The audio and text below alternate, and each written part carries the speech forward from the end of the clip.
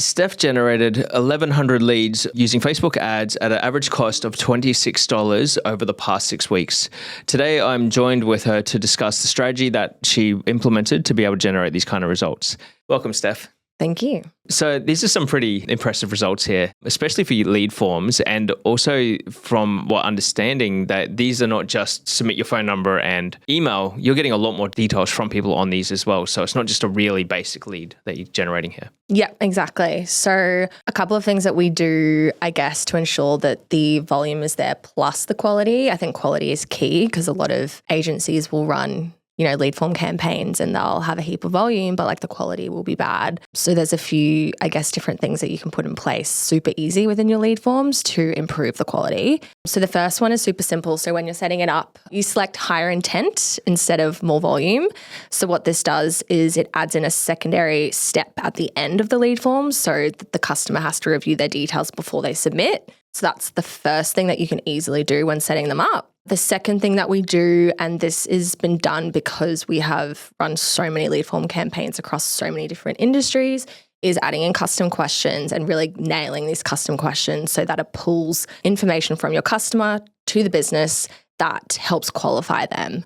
So it's a mixture of short form answers, multiple choice, and just ensuring there's not too many, but not too little to kind of get that right. Okay, so when you say not too many, not too little, what kind of number have you tested or know when you're looking at setting one of these up? What are you normally aiming for there? So initially I would start with 3. However, with this instance for this client, we have 6, but that's because over time we've figured out that we need these additional pieces of information to further qualify them. And since adding that in only the last 6 weeks, we haven't noticed a dip in volume. So people are still supplying this extra information. That's amazing because typically what you would expect to find there is the more information you're going to request, the more people are going to drop off. So if you're still maintaining that low CPA and volume, it sounds like you're asking the right questions. Yeah, exactly. And I guess another thing when it comes to the quality of the leads, you can also use conditional logic. So say you don't want someone to submit a lead if they are on a visa or if they're on Centrelink payments or something like that.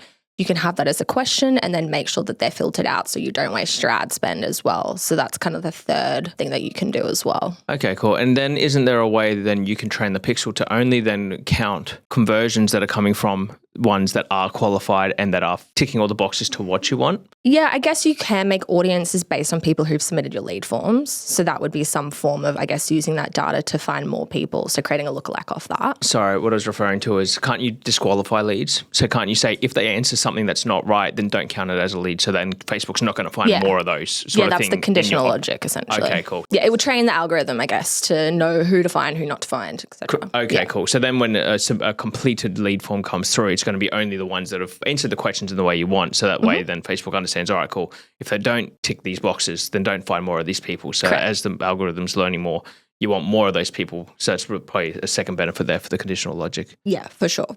Okay. So in terms of then once you've got your lead forms up, 1,100 leads going into Facebook is going to be a hard thing to manage. What's the best way for people to be able to then work with those leads and manage them? Because that's going to create a lot of volume there. Yep. So we use Zapier, which is a third-party platform. So it essentially pushes the data from Facebook into wherever you want, essentially. So for this particular client, we send the data. The first step is to an email address that's monitored by their team. So that's kind of the first place where the data sits. So it dynamically pulls all the information through.